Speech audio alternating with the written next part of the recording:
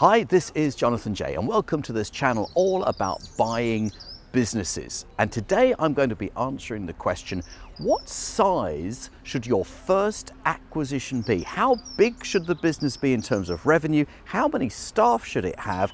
And where should it be located? People on my business buying courses come to me for guidance on how large the business should be when it's their first acquisition. No one ever asks this after the first acquisition, but for the first deal, how large should the business be? Well, here are a couple of guidelines that I hope that you find useful. The first thing to remember is quite often smaller businesses are owner managed. So when the seller of the business, the owner of the business who sells to you, departs, that leaves a void in the management structure of the business that needs to be filled.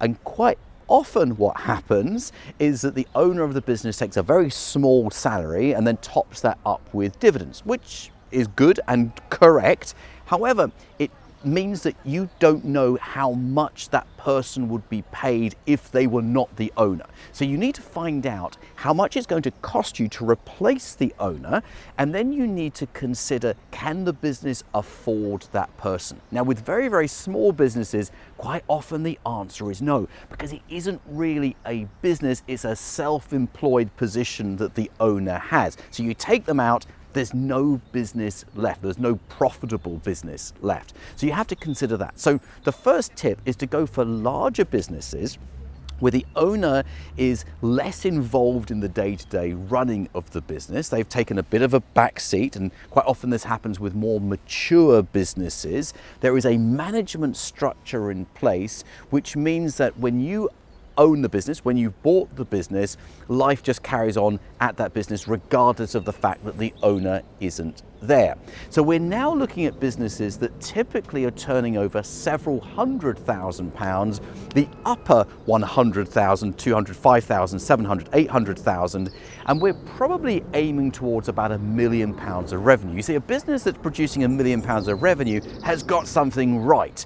They have got a formula for finding customers, converting those prospects to customers, and hopefully keeping those customers and getting repeat business. So they've got a formula that is proven by the level of revenue. And this is why, of course, larger businesses are always worth more than smaller businesses, because they clearly have something right. They've got a formula for success. So we're now looking at businesses that get out of the low hundreds of thousands into the larger figures. Now, there are exceptions, and I've done other videos on this channel about the exceptions when those small businesses could be very good businesses to buy, but typically not your very first acquisition.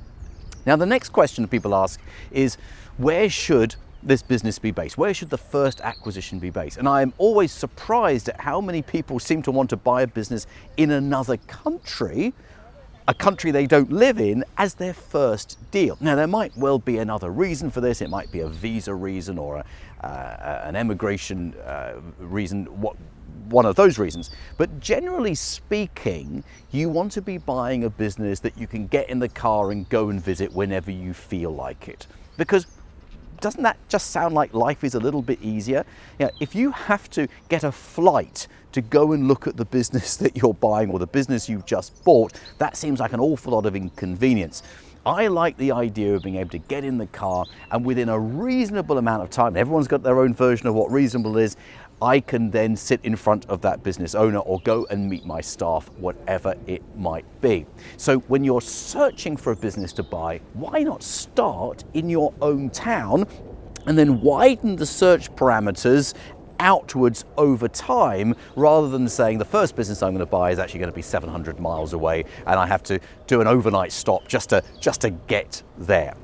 Now, hopefully that makes sense, because this guidance around the first business to buy is really, really important. I spend a lot of time helping people find the right business to buy first off, because if you get the first acquisition wrong, then everything else becomes harder later on. Now, if we get the first acquisition right, then it just gets easier and easier and easier. If you find this type of business buying advice valuable, then please like this video, because it tells other people on YouTube that it's a good video to watch. Subscribe to the channel, tap the notifications bell, and you will be the first to know the next time I release a new video on buying a business.